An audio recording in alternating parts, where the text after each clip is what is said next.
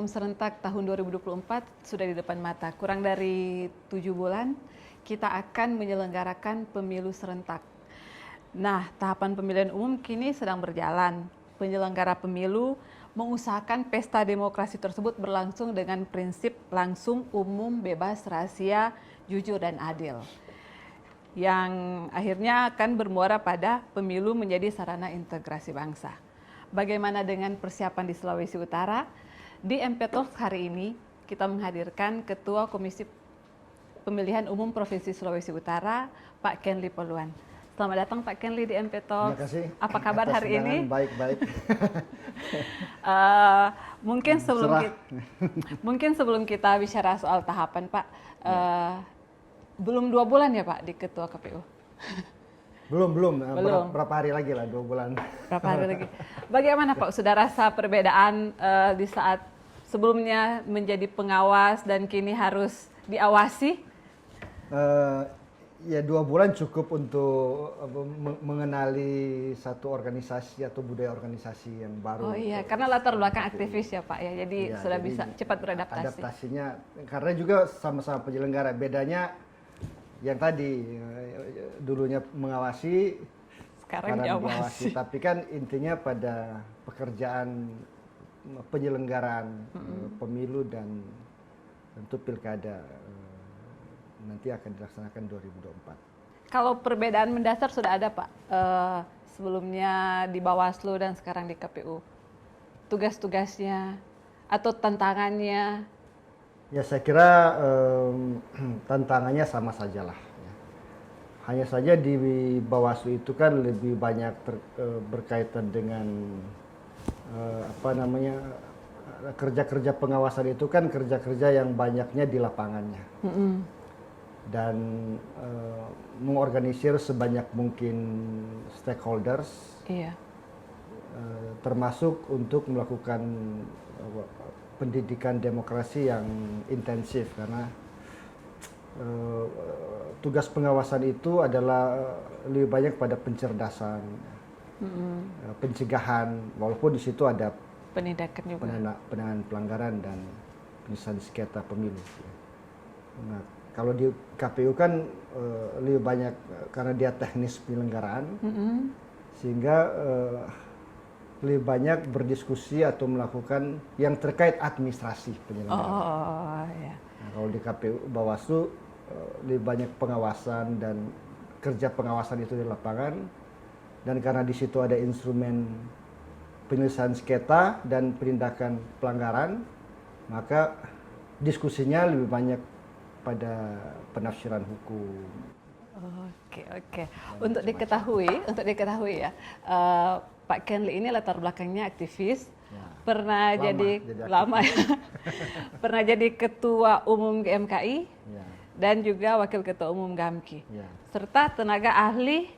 Dulu sebelum di Bawaslu pernah tenaga ahli di DPR RI, Badan Legislasi dan juga Badan Pengkajian MPR. Pak, pengalaman organisasi itu apa Bapak rasa berguna, bermanfaat di saat jadi penyelenggara pemilu? Di Bawaslu berapa tahun Pak? 5 tahun. 5 tahun. Tentu sangat bermanfaat sekali, karena itu memudahkan kita pertama-tama beradaptasi. Betul.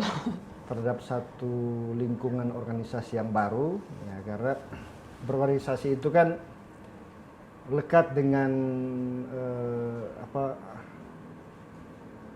kehidupan adaptasi juga,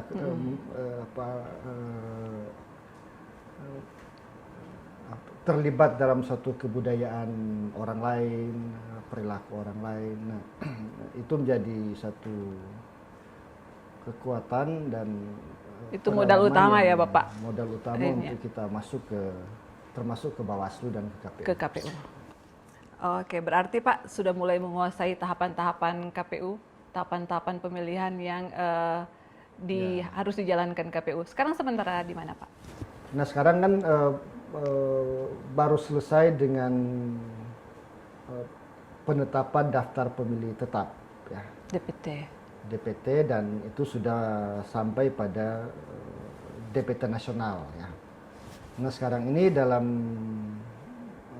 data pemilih sedang dilakukan penyusunan daftar pemilih tambahan atau DPTB. Nah, DPTB itu kan pemilih yang mau pindah ke satu tempat tertentu ke tempat pemilihan yang lain.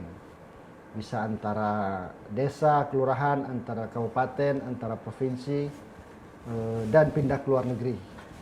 Nah, tentu kepindahan itu akan mengandung konsekuensi terkait jumlah surat suara yang bisa dia pergunakan.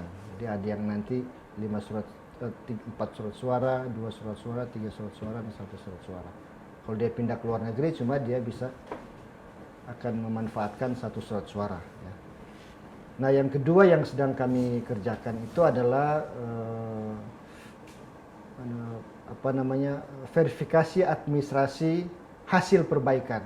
Oh, untuk ke daftar untuk pencalonan. Daftar calon sementara ya, Pak? Untuk masuk pada pencermatan daftar calon sementara. Tapi sekarang kami Masih periksa verifikasi dulu administrasi perbaikan yang disampaikan partai politik pada sampai tanggal 9 Juli ini dan diperpanjang kelengkapan dokumennya tanggal 16 Juli dan proses pemeriksaannya kami akan jalan sekitar 3 minggu lah sampai tanggal sekitar 30. Sudah padat ya Pak persiapan tahapan sekarang? Ya memang karena ini sudah masuk tahap-tahap yang tahapannya itu bersinggungan antara satu tahapan yang satu dengan tahapan yang lain. Misalnya saja pemutaran daftar pemilih yang tahapannya panjang sekali dari sampai pada penyusunan DPK di hari H pemilihan. Nah sekarang udah bersinggungan dengan pencalonan. Nah, pencalonannya juga ini kan panjang sekali. Iya betul. Nanti sampai tanggal 3 November ya. November ya. Nah itu membuat dan sekarang persiapan Pilkada 2024 juga sudah dilakukan mulai, Pak? Dengan penyusunan perencanaan, anggaran, diskusi dengan Pemda supaya bisa ditemukan satu solusi terkait dengan anggaran Pilkada 2024. Ya. Jadi sekarang ini pekerjaannya sudah satu dengan yang lain sudah berhimpitan. Pak, yang cukup menarik tadi yang tahapan DPT. Dari data yang dirilis KPU ada 1,9 juta pemilih. Kurang lebih ya. Kurang lebih 1,9 juta. Yang menarik ini yang milenial Pak. Ya. Yang umur 17 sampai 39 tahun. Ya. Hampir 1 juta jumlahnya. Kurang lebih 50% lah. Nah, ada yang bilang nih Pak, untuk kaum milenial ini memang harus ada pendampingan supaya nanti tidak menjadi pemilih yang pragmatis. Mereka harus jadi pemilih atau golput. Nah, dari KPU sendiri ada enggak kiat-kiat supaya pemilih milenial juga bisa dijangkau? Ya, tentu kami melakukan itu dengan mengevaluasi pengorganisasian partisipasi pemilih di tahun 2019 dan 2020 pilkada. Iya, kalau nggak salah KPU kan, Sulut berprestasi kalau nggak salah ya, partisipasi pemilihnya kan besar. Bukan KPU, masyarakat Sulut lah. Oh iya, masyarakat Sulut. Yang menyelenggarakan KPU dan Bawaslu. Iya, partisipasi pemilihnya tinggi. Itu di atas rata-rata nasional sekitar 82% lah. Rata-rata nasional sekitar 73-74% di pemilu 2019. Tentu portofolio atau demografi pemilu 2019 dengan 2024 yang sudah ada gambarannya atau DPT-nya 2023 ini, itu kan pasti tidak berbeda jauh. Tidak berbeda jauh karena baru 3 tahun kan, 2019 baru 4 tahun lah ya.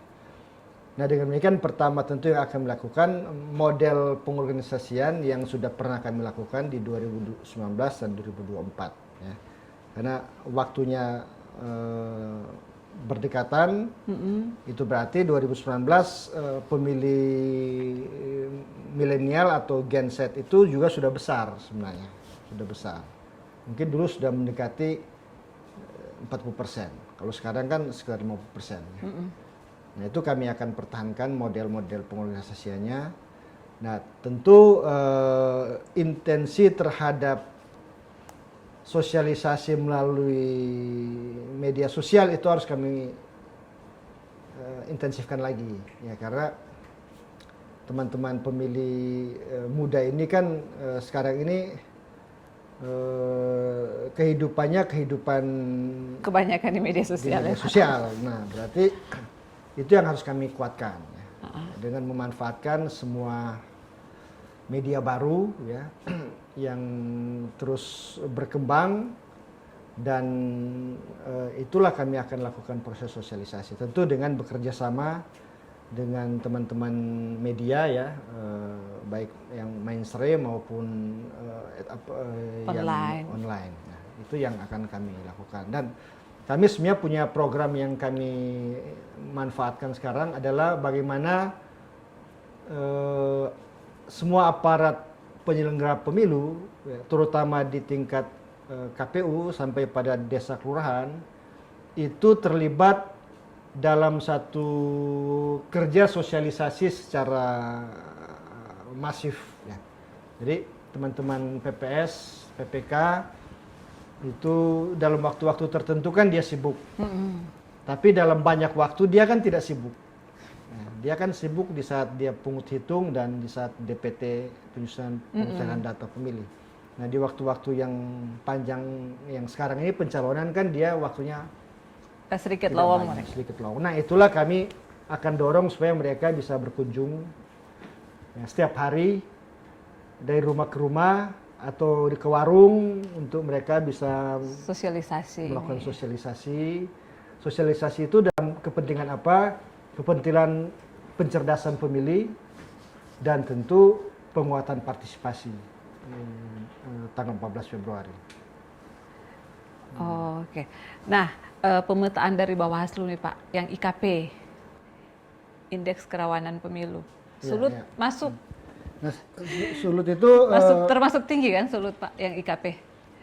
Kan tertinggi kedua, ya. Tetapi kan ini bukan ranking baru, bukan barang baru. Dulu di 2019 juga kan kita termasuk tertinggi. Iya. Ya, waktu saya masih di Bawaslu, karena IKP ini kan memang mandat undang-undang kepada Bawaslu. Ya, salah satu tugas Bawaslu itu memang memetakan kerawanan pemilu dan pilkada. Dan sejak 2000, bahkan bukan 2019, sejak saya masuk di Bawaslu 2017, pilkada 2018 itu IKP-nya juga tinggi. IKP-nya juga sudah tinggi, ya, karena IKP itu kan. Kira-kira kenapa Pak Sulut IKP tinggi di beberapa kali?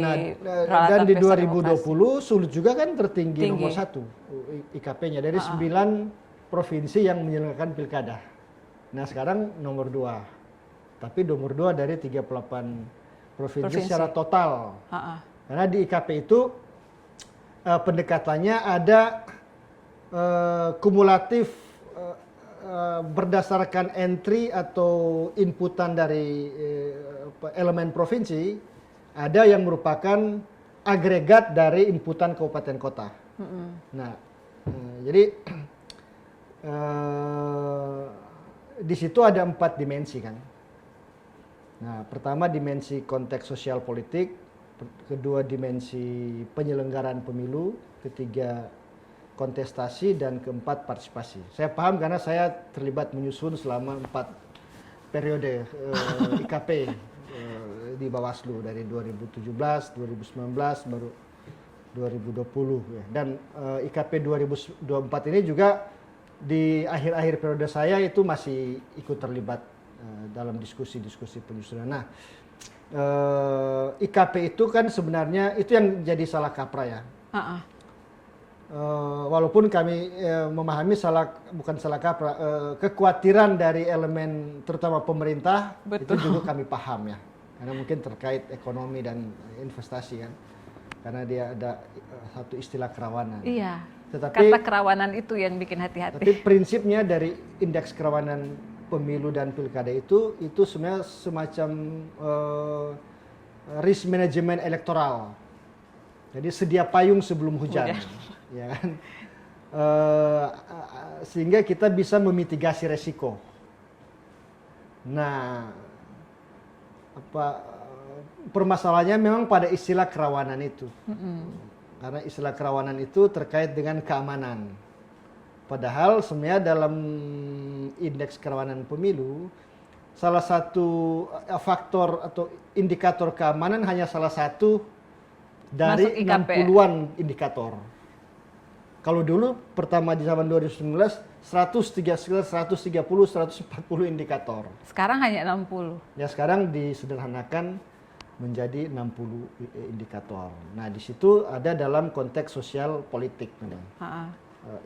Faktor keamanannya.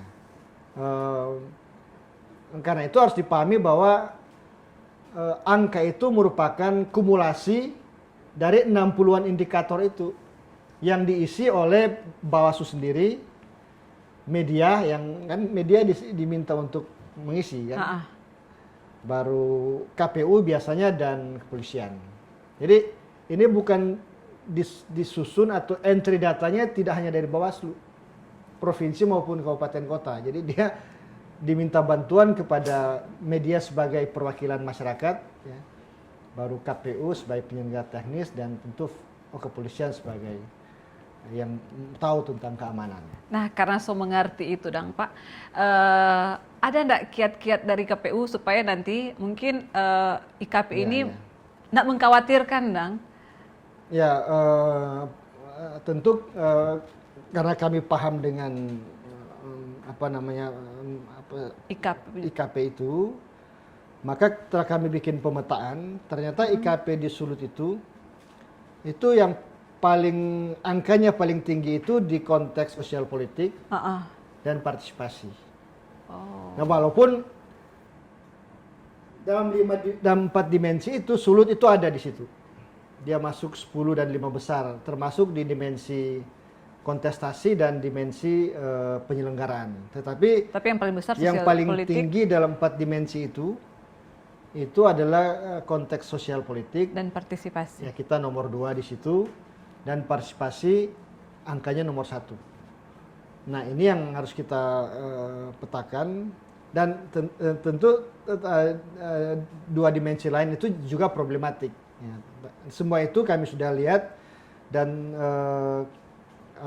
rekomendasi indeks itu dari Bawaslu sudah juga kami dapatkan, dan kami tentu akan tidak lanjut pertama-tama dengan menyelenggarakan prosedur dan proses teknis penyerangan itu dengan sebaik-baiknya. Jadi harus taat prosedur. Nah, itu kan yang paling inti kan. Kalau kita taat prosedur, maka dengan demikian masalah-masalah itu akan bisa kita atasi selama kita tetap menempatkan proses yang tadi sosial politik, kontestasi, partisipasi dan penyelenggaraan pada role yang sebenarnya secara teknis. Ya. Nah, yang kedua tentu kami akan melihat situasi sosiologisnya. Ya. Karena itu kami terus membangun hubungan dengan tentu pemerintah yang merupakan satu faktor penting dalam penyelenggaraan atau terlibat dalam sebagai stakeholders penyelenggaraan KPU dan partai politik. Ya. Nah, tentu yang paling penting sosialisasi dengan teman-teman media itu harus kami manfaatkan juga. Kami minta bantuan untuk supaya masalah yang kecil jangan terlalu dibesarkan. Benar. Nah, tapi bisa dicarikan solusinya, ya, carikan solusinya. Dan mudah-mudahan itu bisa kami lakukan. Tadi sudah ada pemerintah, Bawaslu, media, masyarakat gimana, Pak? Bagaimana menggait masyarakat ikut merasa terlibat di tahapan-tahapan pemilu ini, kan pesta demokrasi untuk rakyat.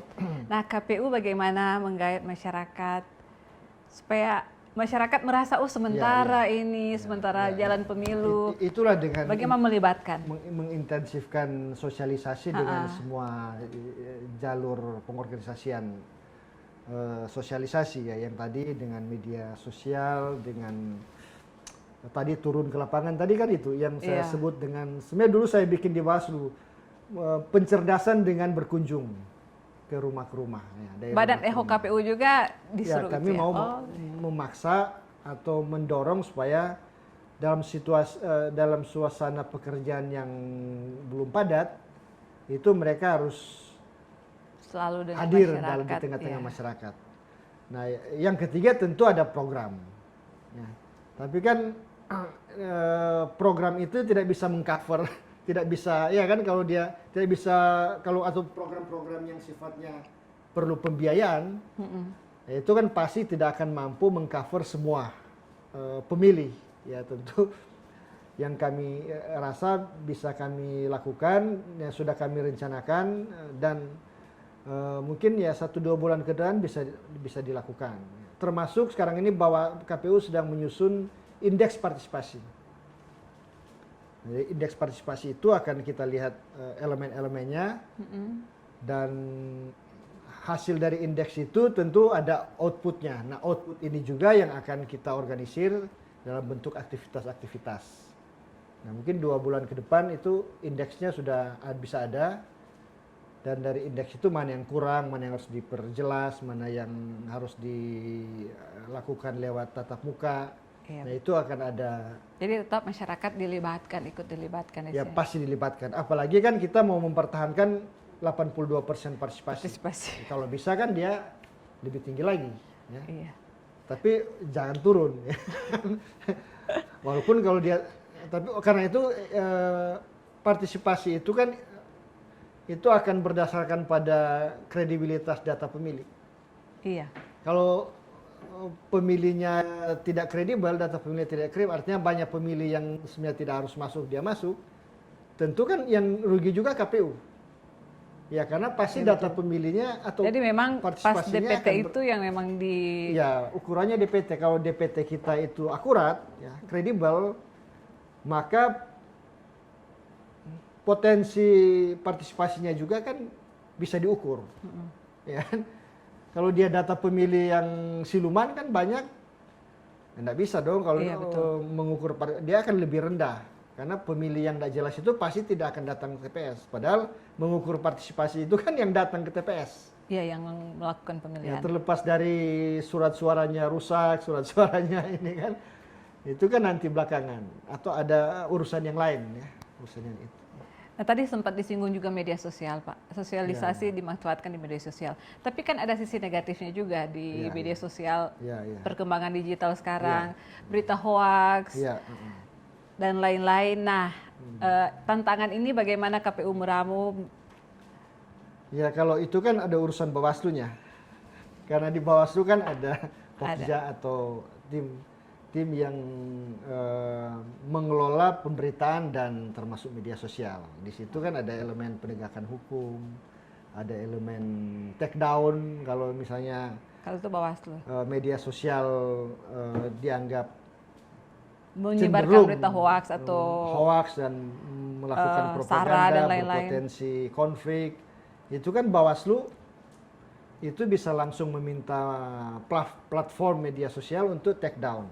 Bisa saja dengan kepolisian, tetapi kewenangan terkait dengan media sosial yang menyimpang, informasi media sosial yang di luar ketentuan, itu memang menjadi ranahnya penegakan hukum di Bawaslu. Karena ketentuan-ketentuannya ada dan infrastruktur mereka punya, ya. Karena mereka punya Gakumdu, Sentra Penegakan Hukum Terpadu, yang di dalamnya ada kepolisian dan kejaksaan. Dan mereka punya dulu Pokja, pengawasan pemberitaan dan iklan dan media sosial. Ya, itu ada mereka. Dan setahu saya kalau media sosial yang berita-berita yang hoax itu Bawaslu bisa langsung minta, contoh Facebook ya, atau Twitter, itu take down beritanya. Kalau dia muat lagi, minta lagi take down. Nah kalau sudah 2 kali dia isi lagi, akunnya dihapus. Ya. Jadi take down berita dulu. Kalau dia muat lagi, akunnya itu dihapus, akun yang bersangkutan. Dan bisa diproses polisi juga, tindak pidana. Nah, ada harapan enggak dari Pak Kenli untuk pemilihan umum di 2024 nanti? Dari KPU harapannya seperti apa? Mulai dari partisipasi pemilih. Iya. Tentu kami mengharapkan pertama-tama di internal kami ya, penyelenggara agar teman-teman bisa bekerja sesuai dengan ketentuan ya, yang berlaku dan berdasarkan terutama prinsip-prinsip penyelenggaraan dan asas-asas penyelenggara pemilu ya. Harus jujur, adil dan akuntabel, macam-macam itu yang 11 prinsip penyelenggaraan pemilu. Karena kalau kita melakukan itu dengan baik, ya, maka kalaupun dia muncul masalah itu akan cepat diselesaikan. Ya.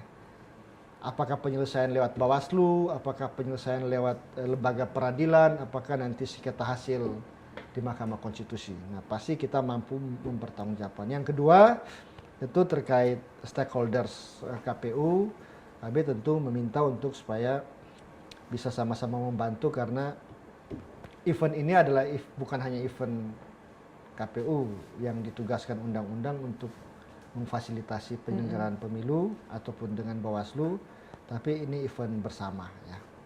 Karena itu semua kita harus bersama-sama dalam mensukseskan tahapan pemilu 2024 karena kepentingannya itu kepentingan bersama ya.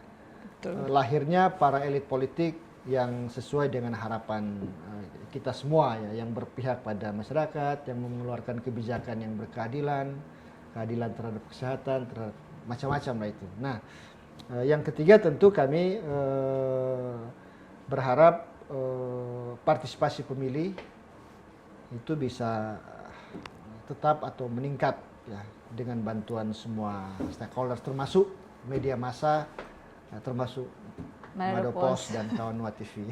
Siap. Pertanyaan terakhir ya Pak, yang sementara viral sekarang soal Timsel. Ya, dalam 2-3 hari ini. Iya, yang persoalan dugaan terjadinya transaksi di tengah seleksi. Nah, pertanyaan untuk Bapak ini bagaimana KPU mengembalikan citra atau membangun citra hasil dari Timsel ini? Ya. Benar-benar kredibel, yang bisa bekerja sama untuk menyukseskan pemilu 2024. Itu sih yang intinya Pak. Ya. Tentu kami sesalkan ya peristiwa itu, walaupun sudah 2 kali kan Pak. Kami menempatkan asas praduga tak bersalah. Betul. Kesalahan orang kan harus dibuktikan lewat prosedur hukum yang benar. Ya. Tetapi sebagai indikasi tentu kami menyesalkan. Nah, karena untuk menghasilkan hasil pemilu atau elit politik yang berintegritas, maka penyelenggaraan pemilu harus berintegritas. Nah, supaya penyelenggaraan pemilu berintegritas, penyelenggaranya harus berintegritas. Supaya penyelenggara berintegritas, seleksinya harus juga benar. Berintegritas, benar. Nah, itu yang walaupun tahapan-tahapan ini bisa diintervensi. Kalau dia terjadi sesuatu pada seleksi, maka kami sebagai penanggung jawab atau diberi tugas oleh KPU RI untuk mengkoordinasikan penyelenggara pemilu kabupaten kota harus punya cara agar kondisi-kondisi yang terjadi saat seleksi itu tidak berpengaruh pada pekerjaan. Ya, karena menjadi penyelenggara itu kan seperti berjalan di atas bara api. Ya, berbeda dengan seleksi. Nah, seleksi itu tidak jadi selesai. Walaupun ada konsekuensi hukum yang seperti yang di video itu ya, yang menyuap atau yang indikasi mau mempengaruhi dan yang dipengaruhi itu, tetapi ketika dia masuk pada sistem penyelenggara pemilu banyak rule yang harus dipatuhi. Nah, dengan demikian rule itu yang akan kami jalankan untuk mempertahankan citra lah. Menjadikan teman-teman yang bertarung atau berkompetisi ini yang mungkin situasinya seperti yang terjadi sekarang, ya, kami tidak harus menyimpulkan itu, tapi itu ketika masuk ke wilayah penyelenggara, payungnya sudah ada, ketentuannya sudah ada. Salah sedikit bisa dipecat, dan dilaporkan di DKPP. Salah sedikit bisa dilakukan penindakan oleh Bawaslu. Salah sedikit bisa kena tindak pidana. Karena saya sering mengatakan dari dulu di Bawaslu saya sering, objek atau pengaturan tindak pidana di Undang-Undang 7 lebih banyak menyasar KPU. Jangan salah loh itu kan. Ya. Jadi salah melangkah terkait dengan hak pilih sekalipun, ya kan, dengan penyusunan DPT kalau kita membiarkan orang yang berhak tidak kita akomodasi itu potensi pelanggaran. Orang bisa diberhentikan. Iya. Kan Jadi, sudah banyak komisioner juga sekali diberhentikan. karena salah melangkah atau melangkah dengan tidak sesuai ketentuan. Nah, karena itu saya sangat meyakini mereka yang berkompetisi dan sudah masuk menjadi anggota KPU, dia harus patuh dan tunduk pada pelaksanaan undang-undang dalam melakukan pekerjaan-pekerjaan teknis penyelenggaraan. Karena apa? Karena banyak sekali ketentuan yang mengaturnya terkait perilaku, terkait dengan pekerjaan, terkait dengan macam-macam lah. Itu sudah diatur secara lengkap di Undang-Undang 7, pengaturan pedoman etik DKPP, sudah diatur oleh Perbawaslu, sudah diatur oleh PKPU. Jadi Pak Kenli bisa memberi jaminan, bisa meyakinkan masyarakat, penyelenggara pemilu saat ini dan yang akan mungkin terpilih, memang pasti akan melakukan itu sesuai dengan ketentuan. Apalagi sekarang penyelenggaraan teknis pemilu itu banyak memanfaatkan teknologi informasi. Termasuk nanti di pemungutan suara. Sekarang ini ada proses penyederhanaan terkait dengan formulir di TPS itu. Jadi mengurangi manual ya Pak nanti? Ya, mengurangi manual. Misalnya saja dengan formulir yang akan diserahkan kepada saksi dan Bawaslu, dia akan ditulis satu lembar direncanakan ya, satu lembar oleh KPPS dan dia akan di-scan digital, baru scan itu dibagikan. Jadi tidak akan ada lagi rekap di kecamatan yang semuanya bawa hasil sendiri yang dibuat secara tulis tangan.